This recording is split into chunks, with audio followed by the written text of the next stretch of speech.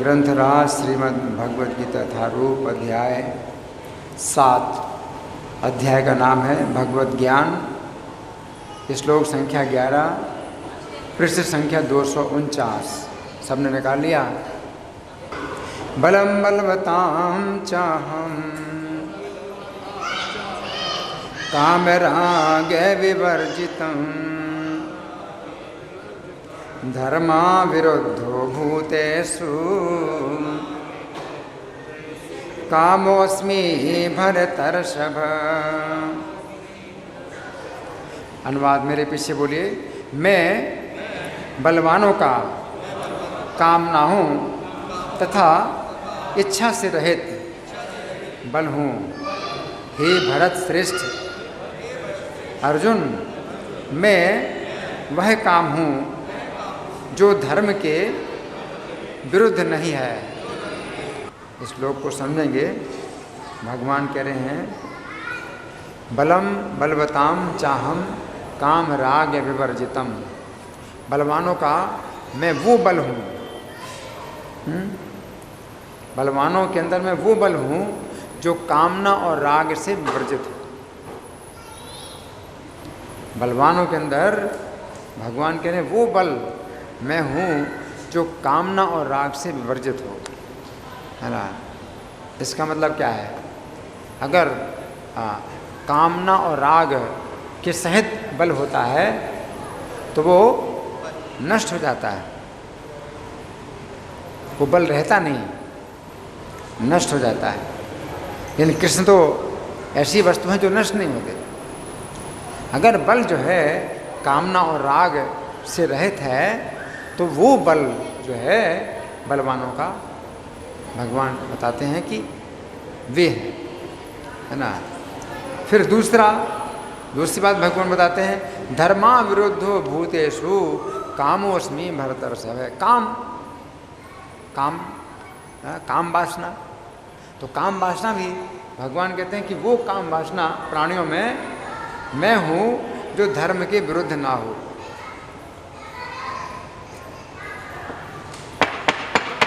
बातें नहीं, कौन बातें कर रहा है?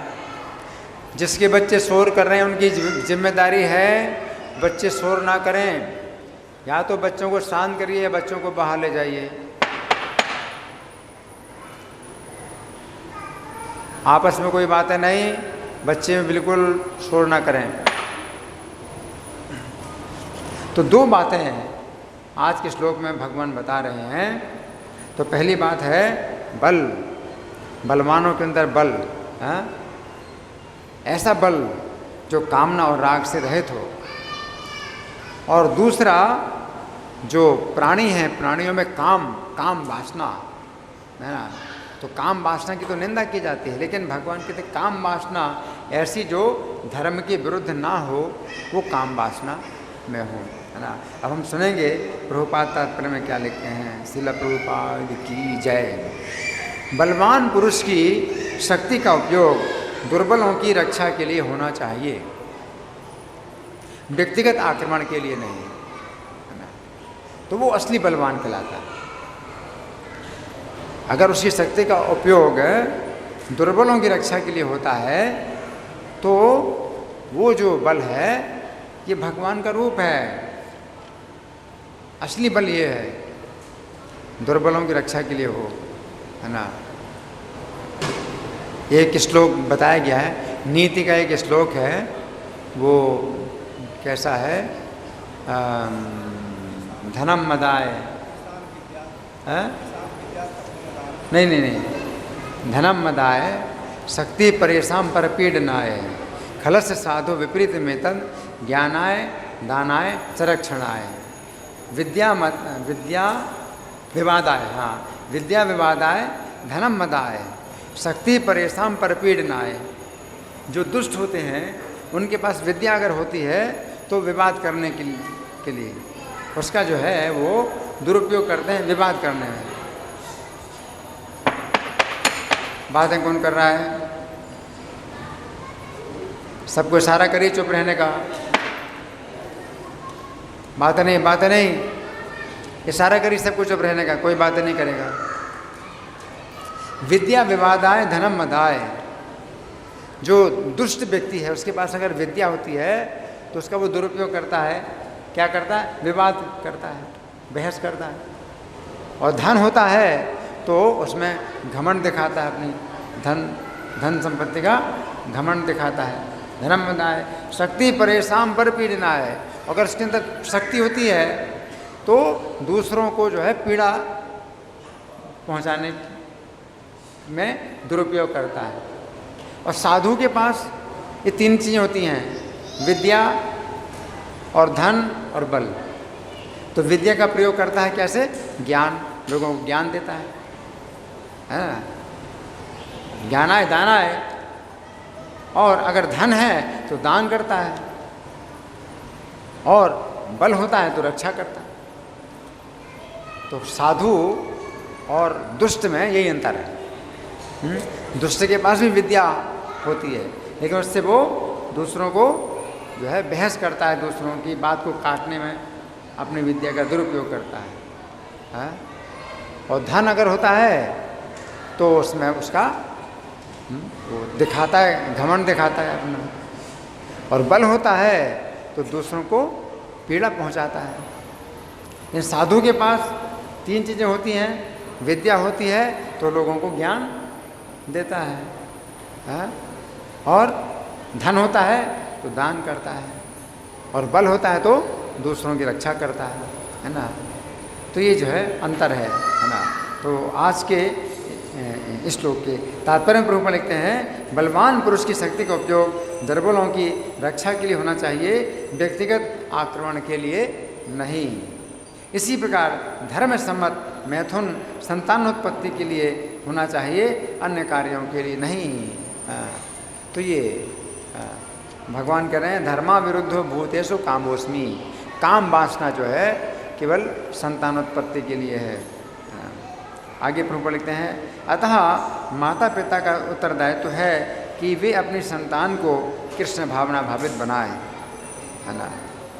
जो काम वासना है उसका सदुपयोग होना चाहिए संतान उत्पन्न करने के लिए, और संतान उत्पन्न हुई तो उसको कृष्ण भावना भावित बनाना है, ये जिम्मेदारी है ना? अब हम सुनेंगे श्री भगवान ने कहा में जो व्याख्या हुई है, तो कुछ बातें इसमें से मैं पढ़ के सुनाऊंगा।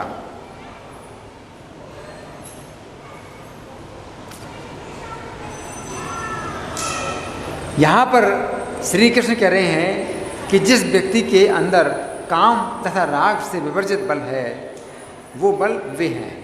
इसका अर्थ है कि जिस व्यक्ति के अंदर काम तथा राग से युक्त बल है वो बल श्री कृष्ण नहीं है। रावण के पास जो बल था वो काम से युक्त बल था। काम से युक्त बल के ही कारण उसने सीता जी का अपहरण किया। वाल्मीकि रामायण के अरण्य कांड के अंतर्गत अध्याय संख्या 47-48 में वर्णन आता है कि जिस समय रावण सीता जी का अपहरण करने के लिए आया उस समय उसने सीता जी से ये शब्द कहे, सीते जिसके नाम से देवता, असुर और मनुष्यों सहित तीनों लोग थर्रा उठते हैं, मैं वही राक्षसों का राजा रावण हूँ। जैसे प्रजा मौत के भय से डरती है उसी प्रकार देवता, गंधर्व, पिशाच, पक्षी तथा नाग सदा मुझसे भयभीत होकर भागते हैं। ये परिचय दे रहा है। मैंने अपने सौतेले भाई कुबेर से क्रोधपूर्वक युद्ध करके उन्हें परास्त किया तथा मेरे भय से कुबेर ने लंका का परित्याग किया है। अपने सौतेले भाई को भी मैंने भगा दिया। अपना गुण बता रहा है, मतलब बल का जो है वो दुरुपयोग जो करता है तो उसमें अपना बड़ा गुण बता रहा है कि देखो मैंने ये काम किया, सब लोग मुझसे डरते हैं, सब लोग है ना थर्राते हैं। मैंने कुबेर से पुष्पक विमान नामक सुंदर विमान छीन लिया है। मुझे जिस समय रोष आता है उस समय इंद्र आदि देवता भय से थर्रा उठते हैं और इधर उधर भाग जाते हैं। जहाँ मैं खड़ा होता हूँ वहाँ हवा भयभीत होकर धीरे धीरे चलने लगती है। मेरे भय से सूर्य भी चंद्रमा के समान शीतल हो जाता है। मैं वही रावण स्वयं तुम्हारे द्वार पर आया हूँ। तुम मेरी रक्षा करो, मैं कामदेव के बाणों से पीड़ित हूँ, मुझे ठुकराना उचित नहीं है। तुम्हारे भाग्य से मैं तुम्हारे पास आ गया हूँ, तुम मुझे स्वीकार करो। रावण की इन बातों से पता चलता है कि उसके पास जो भी बल था वो निर्बलों को सताने के लिए था।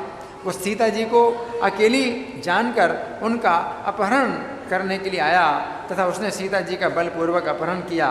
तो यहाँ पर श्री कृष्ण का कहना है कि काम से युक्त ऐसा बल वे नहीं है, ऐसा बल शीघ्र ही नष्ट हो जाता है तथा ऐसे बल का प्रयोग करने वाला रावण भी नष्ट हो गया, है ना। फिर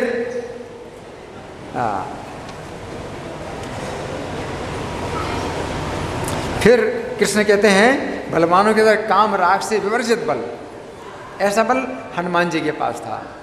वाल्मीकि रामायण के अरण्य कांड के अंतर्गत अध्याय संख्या 65-66 में वर्णन आता है कि जिस समय समुद्र को लांघने की बात चल रही थी उस समय प्रत्येक बानर अपने अपने बल का वर्णन कर रहा था, परंतु हनुमान जी चुप थे। उस समय जाम्बवान ने हनुमान जी से कहा, हे वीर, तुम एकांत में चुप क्यों बैठे हो? तुम तेज और बल में श्री राम और लक्ष्मण के तुल्य हो। तुम गरुड़ जी के समान शक्तिशाली और तीव्रगामी हो। हे बानर श्रेष्ठ, उठो और इस महासागर को लांघ जाओ, क्योंकि तुम्हारी गति सभी प्राणियों से बढ़कर है। अब हनुमान जी जिस समय सीता जी से मिल चुके तथा उन्होंने अपने बल का सदुपयोग करते हुए लंका के अनेक राक्षसों का वध कर दिया, उस समय उन्होंने सोचा राक्षसों के द्वारा पकड़े जाने में भी मुझे महान लाभ ही दिखाई देता है, क्योंकि इससे मुझे रावण के साथ बातचीत करने का अवसर मिलेगा, अतः शत्रु पकड़कर मुझे ले चले। देखो हनुमान जी के अंदर जो बल है वो काम और राग से विवर्जित है?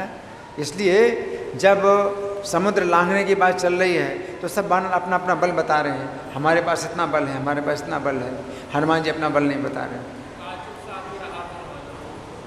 तो फिर जाम्बवान जो है जब कहते हैं आपके पास ये बल है ना, तो हनुमान जी फिर तैयार होते हैं, है ना, समुद्र लांघ जाते हैं। अब इसके बाद भी जो है वे क्या सोच रहे हैं? वे क्या सोच रहे हैं कि अगर मैं बांधा जाऊं, पकड़ा जाऊं और रावण के पास जाऊं तो रावण से बातचीत करने का अवसर मिलेगा, है ना। अगर वे अपना बल का प्रयोग करेंगे तो बांधे नहीं जाएंगे, हैं? तो उनके अंदर कामना राग नहीं है, उनके अंदर जो बल है वो ऐसा बल है कि जहाँ बल की आवश्यकता हो वहाँ बल का प्रयोग करेंगे और जहाँ बल की आवश्यकता नहीं है वहाँ बल का प्रयोग नहीं करेंगे, है ना।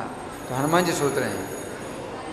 इस घटना से पता चलता है कि हनुमान जी अपने बल का प्रदर्शन नहीं करना चाहते थे, बल्कि वे श्री राम की सेवा में अपने बल को छिपा करके रावण के सामने जाकर उसकी संपूर्ण मनोभावना का पता लगाना चाहते थे।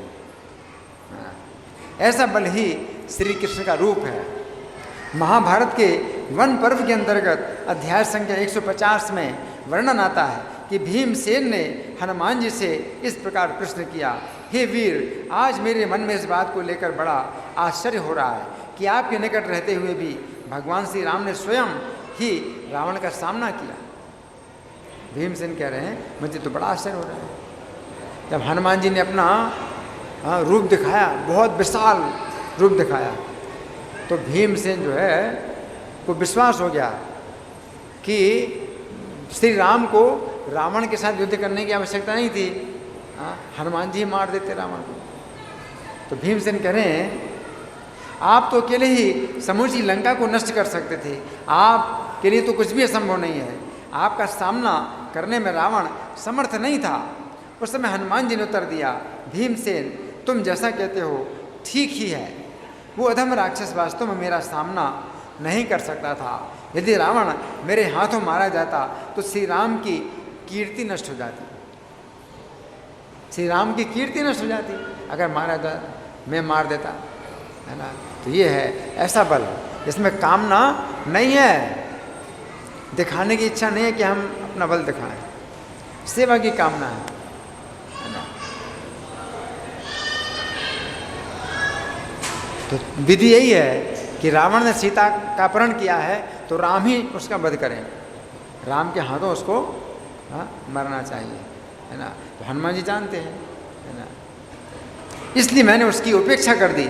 हनुमान जी की इस बात से पता चलता है कि हनुमान जी के पास जो बल था उसमें ये कामना नहीं थी कि सभी लोग उनका बल देखें। इसे कहते हैं बलम काम राग विवर्जितम, अर्थात ऐसा बल जिसमें काम तथा राग का भाव है। महाभारत के वन पर्व के अंतर्गत अध्याय संख्या 272 में वर्णन आता है कि जिस समय जयद्रथ ने द्रौपदी का अपहरण किया तथा जिस समय भीमसेन ने जयद्रथ को पकड़कर उसके वध का विचार किया, उस समय उन्हें युधिष्ठिर महाराज की आज्ञा हुई कि उसका वे वध ना करें। अब भीमसेन के पास कितना बल था और क्रोध भी था, द्रौपदी का अपहरण किया था, तो विधि तो यही कि ऐसे व्यक्ति का वध कर देना चाहिए। तो भीमसेन इसका वध करना चाहते थे, युधिष्ठिर महाराज की आज्ञा हुई नहीं, इसका वध नहीं करना, है ना। तो क्योंकि उनकी बहन दुस्सला विधवा हो जाएगी। ऐसी स्थिति में यद्यपि भीमसेन जयद्रथ का वध करना चाहते थे, परंतु उन्होंने अपने बड़े भाई की आज्ञा पर विचार करते हुए उसका वध ना करके उसके लंबे लंबे बालों को मोड़कर 5 चोटियां रख दी तथा उसे अपमानित करके छोड़ दिया। अगर किसी व्यक्ति का वध नहीं करना है तो उसका अपमान करना ही वध हो जाता है। तो जरूरी है, ऐसे व्यक्ति का अपमान करना जरूरी है। तो अपमान किया उसका, उसके सिर के बाल मोड़ करके 5 चोटियां रख दी, अपमानित किया। इस प्रकार हम देखते हैं कि भीमसेन के बल में काम तथा राग नहीं है ना। श्लोक संख्या 7 में श्री कृष्ण कहते हैं उनके द्वारा सब कुछ उसी प्रकार आधारित है जिस प्रकार धागे में मन के आधारित होते हैं। श्लोक संख्या 7 में भगवान ने क्या कहा था, मयि सर्वमिदं प्रोतम सूत्रे मणिगण एव, कि हर चीज उनके द्वारा धारण की गई है, जैसे धागे में मन के होते हैं। धागे में जैसे मन के होते हैं, तो उसी प्रकार से कृष्ण में सब कुछ आधारित है ना। तो हर चीज में प्रत्येक, अब इसमें जितने फूल हैं तो प्रत्येक फूल के अंदर धागा है जिसके द्वारा फूल टिका हुआ है।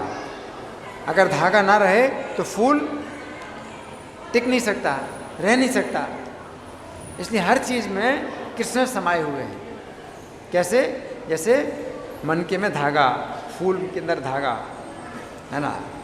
तो बलवानों के अंदर भगवान ने कहा कि मैं वो बल हूँ जो काम राग से विवर्जित है ना।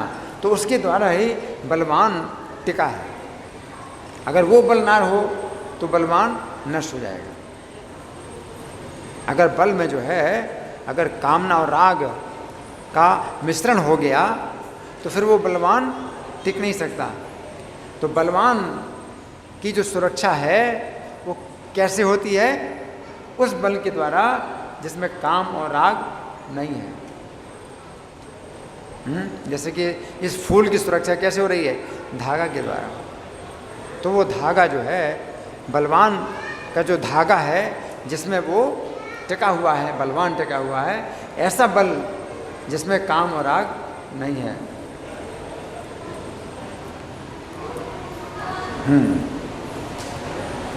इस प्रकार बलवान व्यक्ति श्री कृष्ण पर ही आश्रित होता है। जिस प्रकार मन का यदि धागे से अलग हो जाता है तो वो खो जाता है, उसी प्रकार यदि बलवान व्यक्ति श्री कृष्ण से स्वतंत्र हो जाता है उस समय वो अपने बल के साथ स्वयं नष्ट हो जाता है।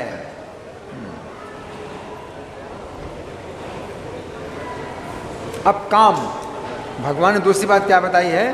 काम कैसा? काम जो धर्म से अनुकूल हो, धर्म के अनुकूल हो, वो काम। भागवत 3:22-19 में वर्णन आता है कि कर्दम मुनि ने स्वयंभू मनु से उनकी कन्या देवहूति के संबंध में ये बात कही। देखो काम जो है कैसा हो? काम धर्मा विरुद्धो भूतेषु कामोस्मि, धर्म के अनुकूल काम हो, है ना। तो कर्दम मुनि के अंदर काम है, काम वासना है, लेकिन कैसी है? धर्म के अनुकूल है। तो कर्दम मुनि ने स्वयं मनु से उनकी कन्या देवहूति के संबंध में ये बात कही, इस देवी को मैं अपनी पत्नी के रूप में स्वीकार करूँगा, किंतु इस शर्त के साथ कि जब ये देवी मेरा वीर धारण कर चुकेगी तो मैं परम सिद्ध पुरुषों के समान भक्ति योग को स्वीकार करूँगा।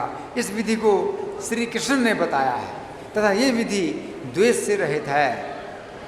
उक्त श्लोक के तात्पर्य में श्रील प्रभुपाद लिखते हैं, कर्दम मुनि ने सम्राट स्वयं मनु से अत्यंत सुंदरी पत्नी के लिए अपनी इच्छा व्यक्त की और सम्राट की पुत्री से विवाह करना स्वीकार कर लिया। कर्दम मुनि आश्रम में रहकर पूर्ण ब्रह्मचर्य का पालन कर रहे थे।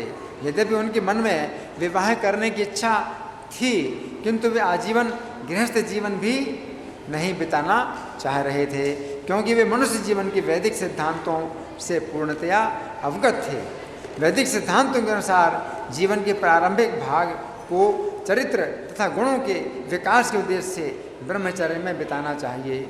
जीवन के बाद वाले भाग में वो विवाह करके संतान उत्पन्न कर सकता है, किंतु मनुष्य को चाहिए कि कुत्तों बिल्लियों की भांति संतान उत्पन्न ना करे। कर्दम मुनि ऐसा पुत्र उत्पन्न करना चाहते थे जो पूर्ण पुरुषोत्तम भगवान का अवतार हो। मनुष्य को चाहिए कि ऐसी संतान उत्पन्न करे जो भगवान श्री कृष्ण की सेवा कर सके, अन्यथा कोई संतान ना उत्पन्न करे।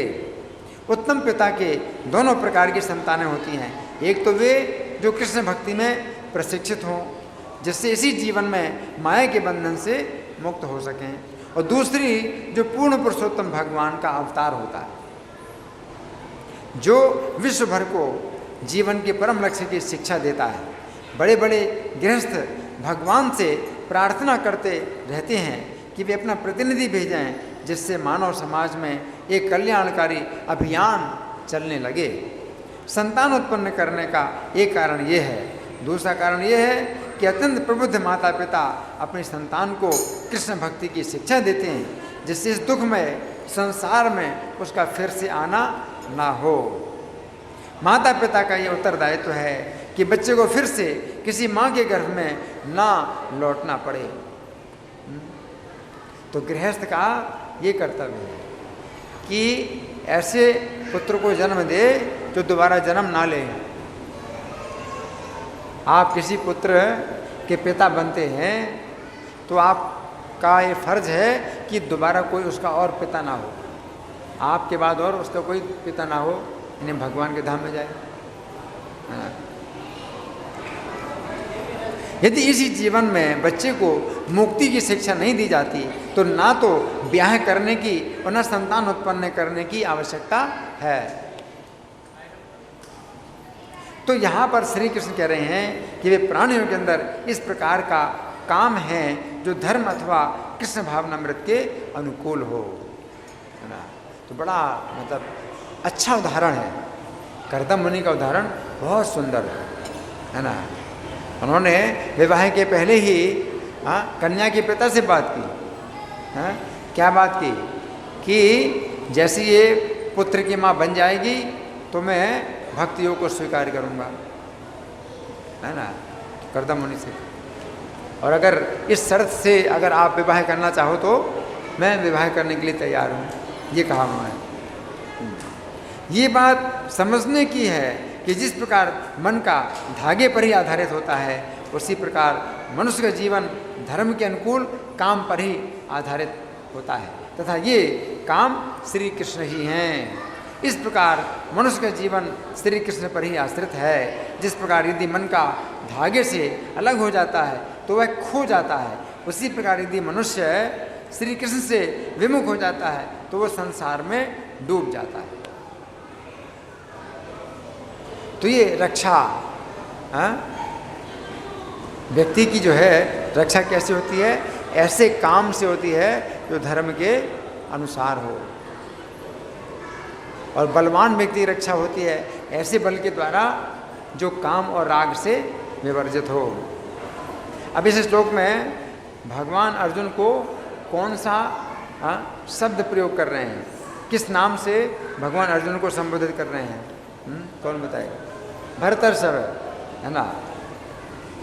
यहाँ पर श्री कृष्ण अर्जुन को भरतर्षभ के नाम से संबोधित किया है। भरतर्षभ शब्द का अर्थ है ऐसा व्यक्ति जो भरत वंशियों में सर्वश्रेष्ठ हो।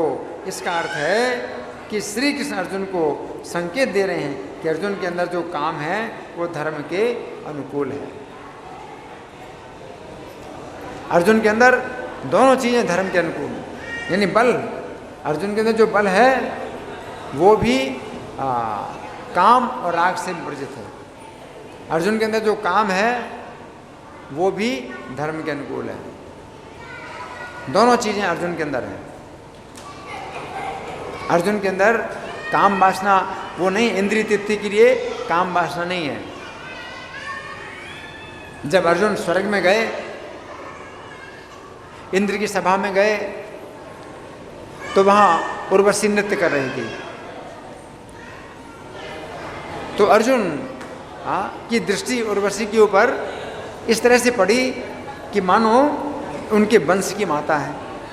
उर्वशी उनके वंश की माता है, क्योंकि उर्वशी से पुरुरवा से जो है उर्वशी राजा पुरुरवा के द्वारा उर्वशी को संतान उत्पन्न हुई और उन्हीं से ही पुरु का जन्म हुआ। यदु पुरु, तो ययाति, ययाति का जन्म हुआ, है ना। तो ययाति के वंश में अर्जुन हुए। तो अर्जुन उर्वशी की तरफ देख रहे थे कि ये हमारे वंश की माँ है। लेकिन इंद्र को कुछ समझ में आया कि अर्जुन उर्वशी पर आ सकते हैं। तो उर्वशी को आज्ञा दी कि तुम रात में अर्जुन के महल में जाओ। तो उर्वशी जो है अर्जुन के महल में आई। तो अर्जुन ने जब देखा उर्वशी को तो हाथ जोड़े कि माता आप कैसे आई। उर्वशी बोली कि नहीं, मैं माता के रूप में नहीं आई हूँ, मैं तो तुम्हें भोग प्रदान करने के लिए आई।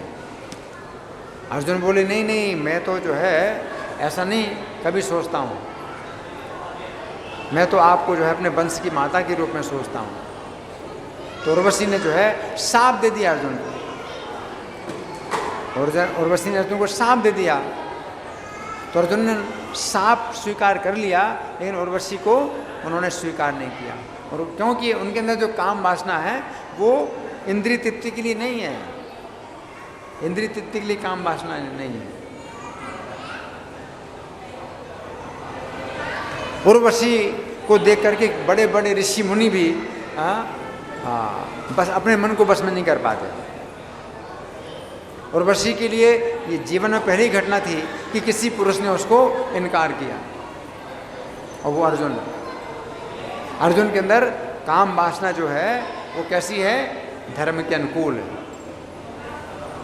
उसी प्रकार से उनका बल, अर्जुन का बल इतना है कि अकेले वो जो है संपूर्ण देवताओं को भी जीत सकते हैं अकेले, सब देवताओं को भी परास्त कर सकते हैं अकेले।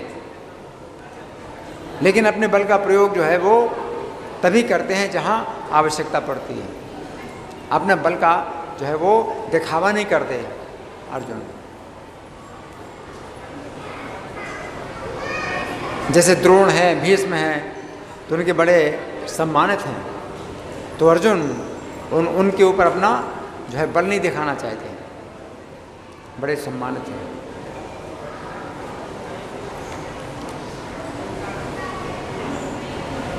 तो ये जो है मतलब ऐसे गुण हैं जो कि दैवी संपत्ति कहलाते हैं। और भगवान ये बताते हैं ये कि मतलब ये मेरा ही स्वरूप है, मैं ही जो है इस रूप में बलवानों के अंदर रहता हूँ, और उसी से ही बलवान जो है वो उनकी रक्षा होती है।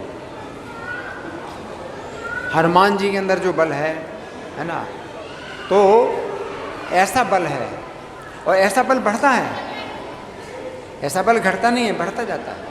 तो हनुमान जी का बल बढ़ता है, बढ़ता रहा। और रावण के पास जो बल था वो कैसा था, काम और राग से भरा हुआ। काम राग से भरा हुआ था। उससे क्या हुआ, उसका बल भी नष्ट हो गया और वो भी रावण भी नष्ट हो गया।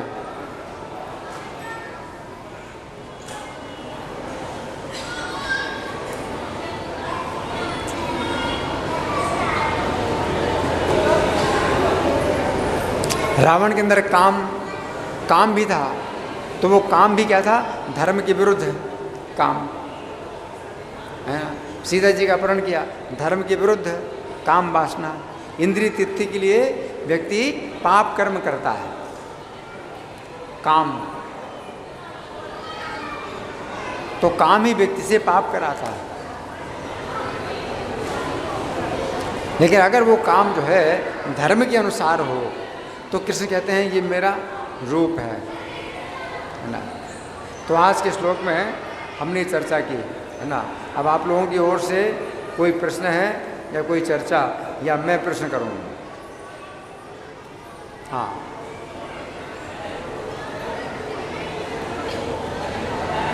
माइक।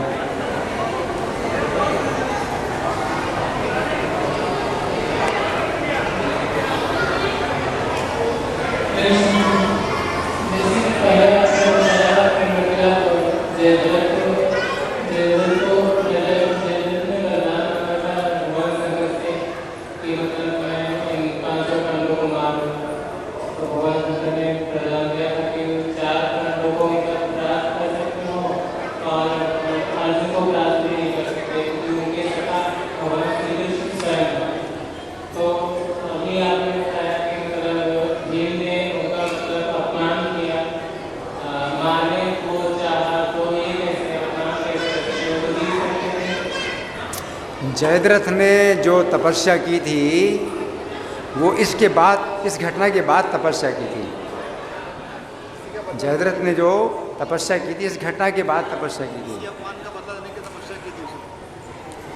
तो हाँ, तो उसने पांचों पांडवों का जो है वध करने के लिए शिव जी से वरदान मांगा था कि मैं पांचों पांडवों का वध करूं। तो शिव जी ने कहा था कि पांचों पांडवों का वध करने की बात दूर है, उनको पराजित भी कोई नहीं कर सकता क्योंकि कृष्ण के संरक्षण में है। लेकिन मैं तुम्हें एक इतना ही वरदान दे सकता हूँ कि 4 पांडवों को तुम पराजित कर पाओगे एक अवसर में, लेकिन अर्जुन को तुम पराजित भी नहीं कर सकते।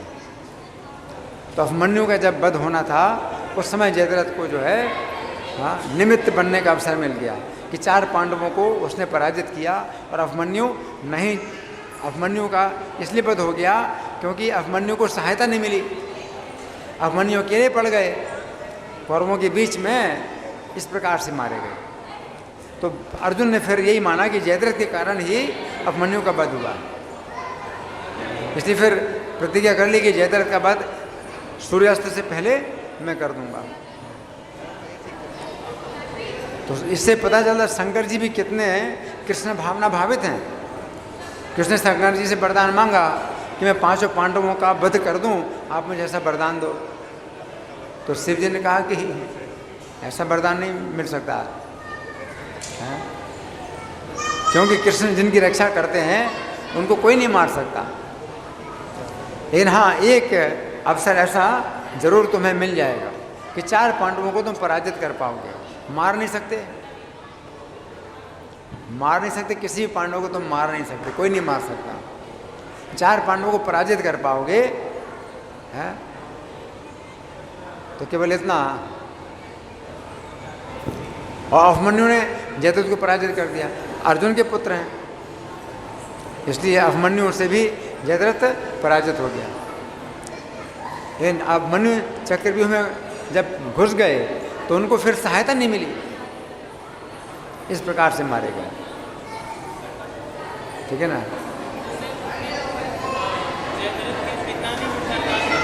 Mic mic.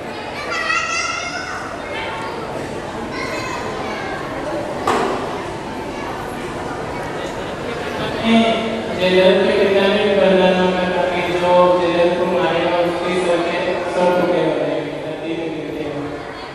तो ये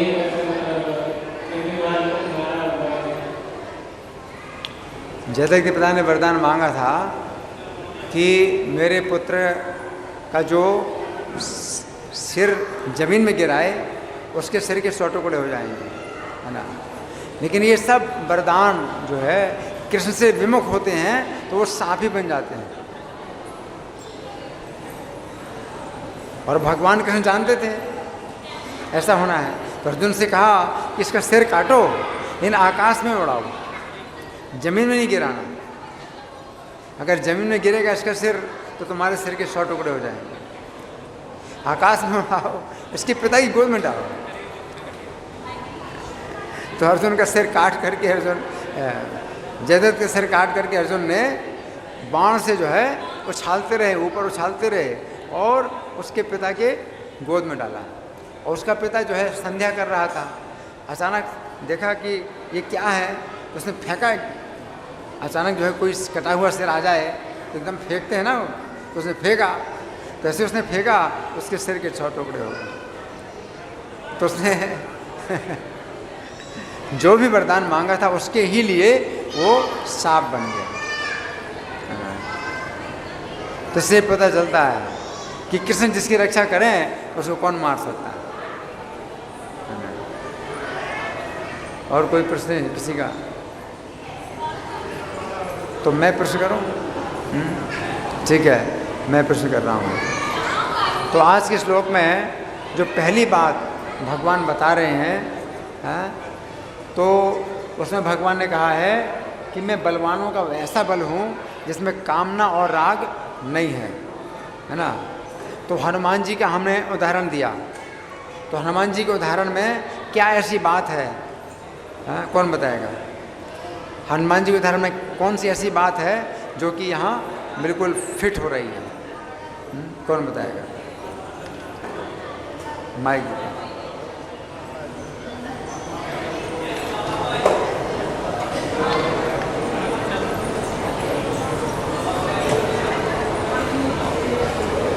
ये प्रदुम प्रिया तुम करो नहीं, ये बंद क्यों कर देते? बंद अपने आप हो जाता है क्या? ये चालू है?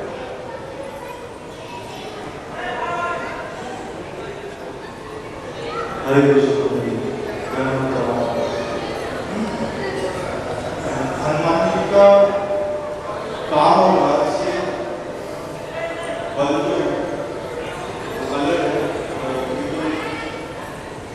खुद भी पूछ रहे हैं उनसे कि आप तो खुद मार सकते थे रावण को, बट आप आएगा मारा नहीं। तो बताते हैं उनको कि श्री राम की बेटी नहीं हो पाती, इस वजह से मैंने जो है इसका प्रयोग कितना विचार किया उन्होंने, कितना विचार किया। उनको सीता जी का पता केवल लगाना था, तो सीता जी का पता लगा लेते, लेकिन नहीं, सीता जी से मिल भी ली, सीता जी से बात भी कर ली। श्री राम की जो अंगूठी है वो सीता जी को दे दी। फिर सीता जी से भी कुछ चिन्ह ले लिया, अपना भी चिन्ह दीजिए कि मैं आपसे मिला था। इसके बाद भी उन्होंने विचार किया कि नहीं, यहाँ पर अपना कुछ पराक्रम दिखाना ही चाहिए, इन लोगों को कुछ दंड मिलना चाहिए, आतंक होना चाहिए। तो बड़ा उनका नियंत्रण है, प्रत्येक कार्य में बड़ा नियंत्रण है कि कितना करना है कितना नहीं करना है। अक्षय कुमार का वध कर दिया, अक्षय कुमार का वध कर दिया क्योंकि अक्षय कुमार से अंगद को खतरा था। अक्षय कुमार के गुरु ने ये कहा था अगर तुम्हारा झगड़ा हुआ अक्षय कुमार से तो तुम्हारी अक्षय कुमार के हाथों ही मृत्यु होगी। तो अंगद से जो है अक्षय कुमार से को अंगद से नहीं, अंगद को अक्षय कुमार से खतरा था, तो हनुमान जी ने अक्षय कुमार का वध कर दिया। रावण का पुत्र है अक्षय कुमार, उसका वध कर दिया। तो हर चीज़ जो है उनके नियंत्रण में है। और जब उनको ब्रह्मास्त्र से बांधा गया तो उनको वरदान था कि ब्रह्मास्त्र से वो नहीं बंधेंगे, लेकिन बंध गए, अपनी इच्छा से बंध गए। क्यों बंध गए? कि रावण से मिलना था तो बंध गए, है ना। यह दिखा रहे हैं जैसे बंधे हुए हैं, वो बंधे नहीं हैं, वो दिखा रहे हैं जैसे बंधे हुए हैं।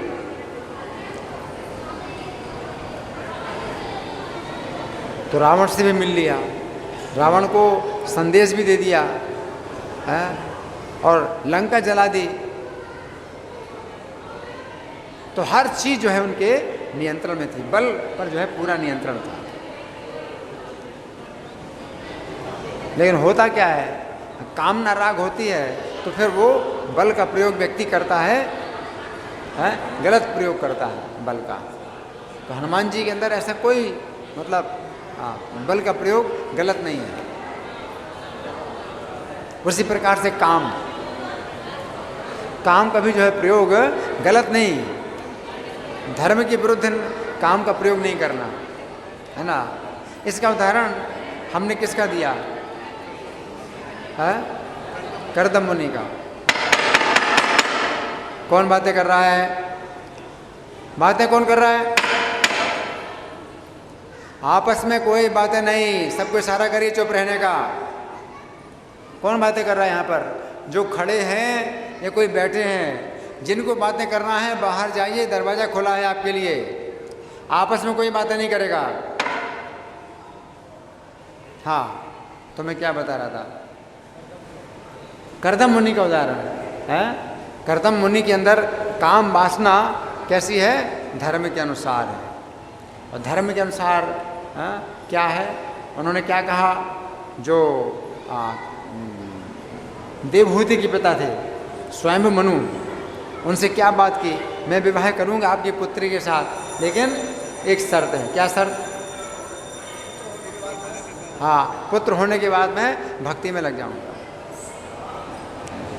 और भगवान ने भी उनसे कहा कि आपका पुत्र मैं बनूंगा। तो भगवान स्वयं उनके पुत्र बनने वाले थे। और प्रभुपाद भी यही बताते हैं कि या तो मतलब पुत्र हो तो भगवान स्वयं पुत्र बने, और नहीं तो पुत्र को आप भक्त बनाइए, भगवान का भक्त बनाइए, और नहीं तो पुत्र उत्पन्न ना करो। धन्यवाद। ग्रंथराज श्रीमद् भगवद गीता की जय, श्रील प्रभुपाद की जय, राधा पार्थसारथी ललिता विशाखा की जय, गौर निताई की जय, सीताराम लक्ष्मण हनुमान की जय हो।